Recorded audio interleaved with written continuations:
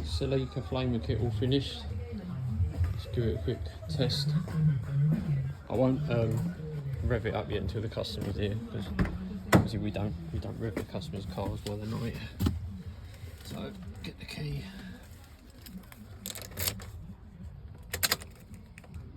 Ignition on. Put the on and off switch next to his standard switches. It's easy for him to reach then. We've earthed it, so when you turn it on, as it lights up, nice green colour, you can tell when it's on. Round to the back of the car. Nice strong spark. Obviously with our kits, they just supply the spark.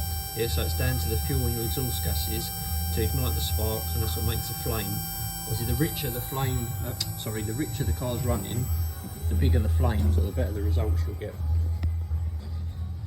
So,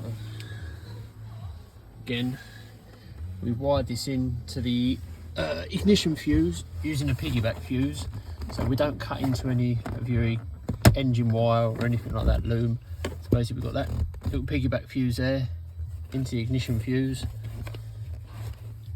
Let's put that cover back on. Get it round the right way. I think that cable hanging out there is to do with the guy's phone charger. Right, back on.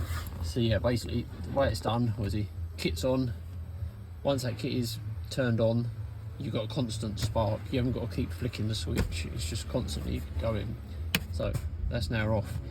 Another reason why we put on the ignition fuse is so, for example, you turn the kit on. If you've had it running and you forget to press the button, as soon as you turn the ignition off, the kit goes off. You see the lights gone out. Comes back on like that.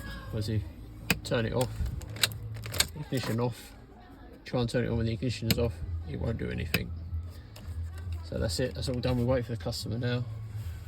We'll get the customer to warm the car up, and yeah, we'll see what results we get. Right, we'll post some results up later. Take care, bye bye.